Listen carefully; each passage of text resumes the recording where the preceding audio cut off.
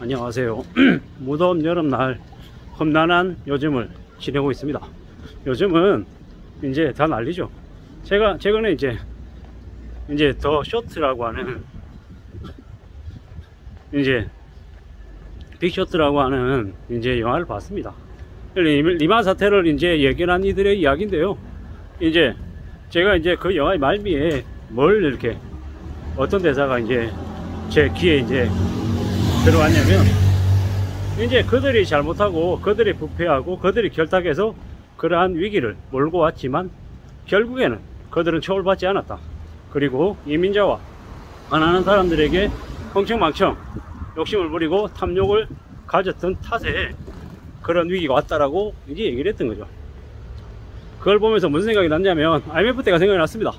IMF 때 수많은 가장들이 정장을 입고 등산을 가는 되게 슬픈 이야기들이 많았죠. 그때 뭐라 그랬냐면, 보통 사람들에게 사치 부리고 여행 다니고 뭐 해외 담배 피고 수입산 담배 피고 흥청망청거려서 IMF 경제위기가 왔다라고 얘기했습니다. 근데 정말 그 당시에 경제위기 IMF가 왔던 건 누구 잘못입니까? 보통 사람들, 서민들의 잘못이 아니었죠. 근데 IMF 당시에 많은 사람들이 몰락하고 난리가 났었습니다. 시중금리가 한때 30%까지 치솟았죠. 뭐 흑자부도는 그냥 일반적이었고요. 뭐 많은 사람들이 몰락하고 무너지고 야반도주하고 쌩 난리가 났었습니다. 저는 그 당시에 대학생이었는데 많이 겁났죠. 후배들이 앞다퉈서 군대를 입대하려고 하는데 입대가 안 되는 거예요. 왜? 너무 많이 몰리니까. 휴학하는 사람도 엄청나게 많았고, 졸업하고 난 이후에 취업이 안 돼서 소리 소문 없이 연락을 끊는 사람들도 무수히 많았습니다. 그 당시에 유명했던 얘기가 뭐냐? 너희들이 사치 부리고 너희들이 흥청망청 그리고 살아서 샴페인을 너무 빨리 터뜨려 가지고 나라가 망했다 이거였습니다. 근데 정말 그 당시에 보통 사람들, 서민들이 욕심을 부리고 탐욕 부려 가지고 그렇게 망가졌나요? 아니었던 거죠. 서민들은 과거에도 그랬고 지금도 그렇고 그냥 묵묵히 열심히 살아가는 사람들일 뿐인 거죠. 다만 이번에 조금 다른 건 2030들 중에서 영끌하고 비투하게 만든 추악한 놈들이 개인적인 복수를 당해서 표적이 될 수 있겠다라는 생각이 좀 들고, 또 최근에 와서는 빚을 너무 많이 지게 만들어서 빚 때문에 알아서 몰락하게 만들고 알아서 망가지게 만들었다라는 겁니다. 꽤 무서운 일들이 IMF 이후 때보다 지금 더 많이 벌어지고 있다는 겁니다. 우리가 한때 리만 이후에 2011년에서 2014년에 뭐 곳곳에서 노래방이 창궐하고 난리가 났었죠. 그 당시 오죽하면 호주에서 젊은 이때 한국 여성을 입국을 거부한 적이 있었습니다. 왜 그랬겠습니까? 성매매하러 온 20대 한국 여성들이 너무 많아가지고 감당이 안 됐던 거죠. 그런 일들이 그 당시에 엄청나게 벌어졌었습니다. 앞으로 어떻게 될까요? 앞으로 유사한 일들이 벌어진다고 보면 맞죠. 앞으로 똑같은 일들이 차고 넘칠 겁니다. 아마 더 놀랍고 더 충격적인 일들이 계속되겠죠.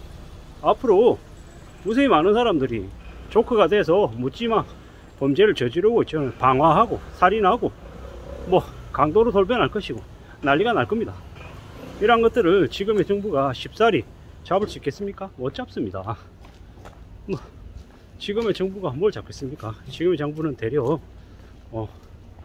책임을 져야 되는 사람들을 책임지지 않게 하고 자기들 패거리들 모여서 자기들 권력만 더 누리려고 개수작을 부리는 게 지금인데, 무슨 서민들이 죽어나가고 그러한 일들을 겪는데 무슨 대책을 세우겠습니까? 대책 같은 거 세우지 않습니다. 뭐 오죽하면 현직 경찰관이 각자 도생하라고 글을 올리겠습니까? 경찰들 믿지 말라는 거죠. 경찰들이 강력 범죄를 저지른 놈들에게 진압을 하고 과잉응대하면 어떻게 됩니까? 민사로 벌금 받는 게 지금의 나라죠. 재벌들, 족벌가들,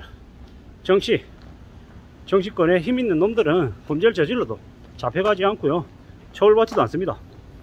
오직 그러다 보니까 지금 사기치는 놈들이 기승을 부리고 있죠. 불법 추심으로 남들의 돈을 약탈하다시피 하는 놈들이 차고 넘치는데도 그에 대한 처벌이 제대로 이루어지지 않습니다. 그냥 벌금 조금 받고 그냥 마는 거죠. 그러니까 그걸 잘 알고 있는 그들이 무슨 짓을 합니까? 계속 하는 거죠. 그냥 법을 안 지킵니다. 그리고 전세 사기니 주식 사기니 온갖 사기 저질러서 수십억 수백억 버는 놈들이 뭐합니까? 그 번 돈으로 정관예우 비싼 변호사 사가지고 재판하면 어떻게 돼요? 다 풀려나요. 집행유예 받고 이래저래 그냥 돈 앞에서는 아무것도 없다라는 겁니다. 이게 대한민국이니까 지금 이제 사람들이 어떻게 바뀌냐. 인생 2판 4판 어차피 내 인생 끝났는데 내가 조커가 돼가지고 다 죽이고 끝내야겠다 라는 생각을 하는 거죠.